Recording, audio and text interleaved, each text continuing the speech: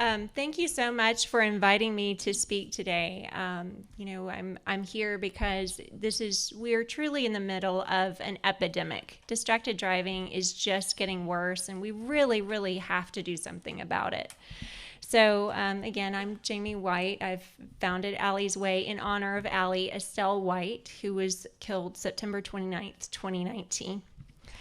I'd like to share our daughter Allie's story with you to hopefully impact your life and encourage you to join us in this battle to end distracted driving fatalities. So I'm going to show you a short video.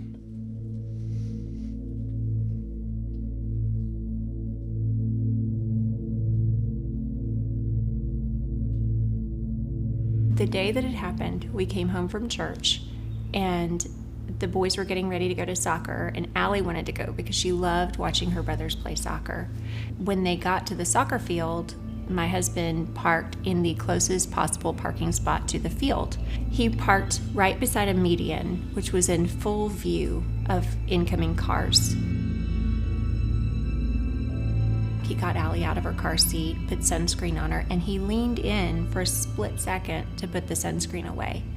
And when he did, Allie walked from his right side behind his back to his left side, and then she started stepping off the curve because she had seen Brady waving to her from the other side of the aisle. And of course, she naturally wanted to be by her brother, so she stepped off the curve. At that moment, Chris had seen a car coming into the parking lot way too fast. She was holding her phone to her face with her right hand.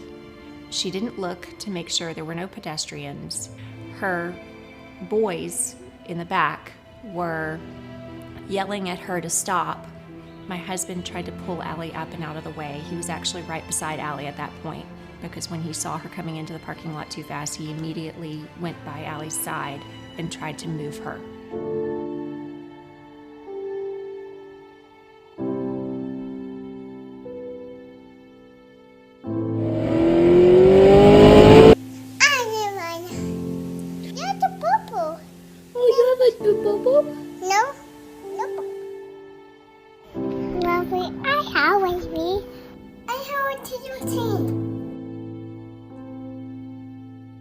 Where's your bunny? Yes.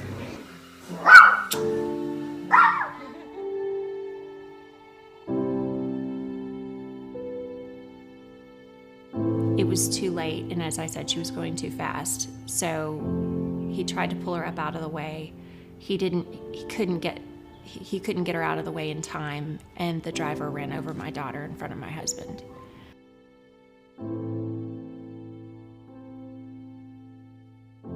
When we approached, we saw that Allie was not moving and people were trying to give her first aid. We had the fire department come in, and the EMS folks also came, and it was a very emotional scene for everyone involved. As a father, a parent, it was very emotional for me as well. Our investigation then started. We were able to identify the vehicle that had struck Allie, and the witnesses on scene told us that they believed she was on the phone when the accident happened. So our investigation centered around the distracted driving, and also if there was any other criminal aspect to this accident. When we lost Allie, I lost a large part of myself. As her mom, we were really bonded and we were really connected. She turned on a piece of my personality, part of my character that I didn't know I had. and now that's gone. And we can't get that back. My husband and I have been so good about forging on. We've used our faith as humongous strength-building tools to get us through all of this, because without faith you can't survive this. The first thing we did was we said we have to end this. We can't let this happen to another family. We need 3 things to end distracted driving. We need awareness and We need to change behaviors of our drivers. We need the laws to back it up. And then our law enforcement has to be able to enforce those laws. So in January of 2020, we created our 501c3 called Allie's Way. And really, I think we wanted to keep Allie's memory alive. We wanted to save others. And we wanted to share her story with everybody. After we started Allie's Way, things just started progressing so quickly. I was invited to speak, of course, because of COVID, on virtual Zoom meetings for TxDOT, for AAA. I did some work with State Farm, and eventually I was contacted by Texas A&M AgriLife Extension, their passenger safety program. Allie's Angels is a teen community service group. There are adults out there that are already on the roads, they've already got bad habits. The teens are new drivers, they don't have those bad habits yet. So let's get to those drivers before they build those habits. So I thought, by building this teen community service group, those teens go out into the community and serve the community and do good for the community in Allie's honor. So it's not only spreading the message, it's teaching them about safe driving, it's spreading the message about Allie's story and distracted driving awareness while they're serving the community and doing something really nice. Just that the White families advocacy has led us to, as police officers and as a police department here at the Round Rock Police Department, to take distracted driving very seriously. Since this incident, we've become more educated and we've used enforcement efforts to hopefully decrease the prevalence of distracted driving crashes throughout the city. And it was a unique opportunity through Jamie's advocacy to learn more about this problem and to continue to enforce those laws. I lost my beautiful 2-year-old daughter to a distracted driver. This is completely preventable. We need to build awareness. We need laws to accompany that awareness, and we need laws that are enforceable. This has to end now.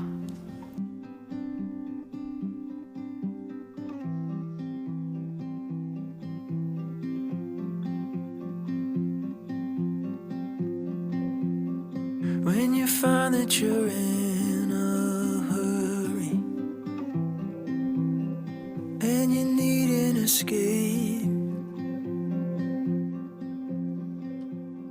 when all you have is a pile of worries. So as you can see, distracted driving causes devastation. Talking on the phone takes your focus off the road. Texting while you're driving is just as bad because, the drivers weave in and out of their lane. They're going fast, they're going slow, so they can't keep it consistent. And holding to the phone to your face blocks your view, so you can only see a small circumference in front of your face that's about the size of your fist, and that's it. So no wonder the driver didn't see Allie. Her vision was blocked. And she also didn't see my 6-foot-tall husband standing right beside her. So if the driver had not been holding her phone to her face and she had looked before turning, Allie would still be alive today, and she would have celebrated her 3rd birthday with her older sister and her brothers that miss her so desperately. Allie represents thousands of innocent lives that are taken because of a phone call, a text message, a social media moment it's not important. It's more important to just drive and stay focused on the road. So according to our partner, Texas A&M AgriLife Extension, and of course TTI, we've seen a 17% increase over the last year of distracted driving. You'd think during COVID it would have gone down, but of course it hasn't. It's gone up, and it's continuing to rise. And that's only what's reported. So that figure is actually much higher. In fact, on many of the police reports, it's not notated as distracted driving. It might be notated as speeding or some other cause.